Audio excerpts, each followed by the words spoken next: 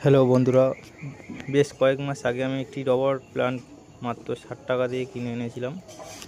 তো এটি আমি নিজে তৈরি করেছিলাম একটি সিমেন্টের টব। সেই টবে বসিয়েছিলাম। আজকের কয়েক মাস পরে দেখছি গাছটি নতুন করে পাতা ছাড়ছে।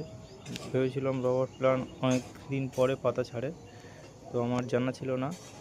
তো আজকে খুব ভালো লাগছে, তাই এটি শেয়ার করলাম তোমাদের কাছে। তো এই রবার প্ল্যান্টের পাশে আমি বালতিতে করে ধনে পাতা লাগিয়েছিলাম। প্রায় শেষের পথে গরম এসে যাচ্ছে, এবং এর পাশে একটি ক্যাসুলার টিউব বসিয়েছিলাম, সেটিও পাতা ছাড়ছে খুব সুন্দরভাবে, এবং মাঝে মধ্যে জল দিই, খুব সুন্দর লাগছে। ক্যাসুলারটি মাত্র 120 টাকা নিয়েছে।